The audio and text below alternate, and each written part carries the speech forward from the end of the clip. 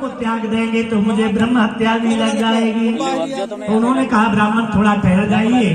अंदर घर में प्रवेश होते हैं और जैसे ही अंतर्यामी पार ब्रह्म परमात्मा, उनको तो जंगल भी घर था और घर तो घर है ही। हमारे परमात्मा ने थोड़ा सा और जाकर के अलग होकर के आत्मदेव ब्राह्मण से और जंगल में प्रवेश किया और एक फल ला करके और ब्राह्मण देवता को थमा दिया। ब्राह्मण देवता बोले महाराज मैं तो ब्राह्मण हूँ, मैंने सारे जीवन पर्यंत फलों को खाया है, मुझे फल फूल की कोई आवश्यकता रही। भगवान ने कहा ब्राह्मण देवता मेरी बात मानिए, नाम फलम तब सागे है, जिस और प्रयत्न करने पर उस फल को प्राप्त कोई नहीं कर पाता है जो मैंने तुम्हारे हाथ में रख दिया। बोले महाराज ये बताइए इस फल से क्या होगा? बोले ये जाकर के अपनी पत्नी को खिला दो, गर्भवती हो जाएगी, सुंदर पुत्र पैदा हो जाएगा। प्रिय बंधु आत्मदेव ब्राह्मण ने साजयति मायाम यस्सा, हे भगवान आपकी माया को जानने में कोई सामर्थ्य नहीं है।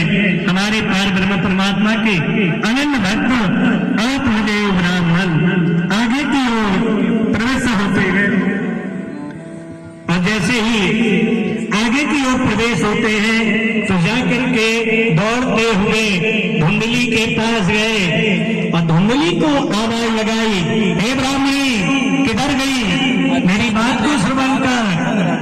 उन्होंने कहा महाराज आज तो कुछ विशेष लेकर के आए हैं, क्योंकि भैया एक ध्यान और दे लो, अगर माता बहन के अच्छे सोनो चांदी लेवा दो जाए तो सब ध्यान में चल जाए। आत्मदेव ब्राह्मण ने आवाज लगाई, हे सुंदरी दौड़ करके क्यों नहीं आती? तो उसको लगा कुछ अच्छा सा लेके आए। आत्मदेव ब्राह्मण ने कहा मेरी बात तो सुनो प्रिय। बोले क्या बात सुनना है? बोले इस फल को खा लो, अपनी यहाँ बेटा हो जाएगा। और बोले आवाज तो ऐसी लगा रहे थे जैसे 9 लखा हाल लेके आ गए हो। अरे फल लेके आए, मैंने कभी फल नहीं खाया, ये फल से मेरा क्या होगा? अरे बोले इस फल से पुत्र पैदा हो जाएगा। तो उसने हाथ में लिया और हाथ में लेकर के विचार करने लगी।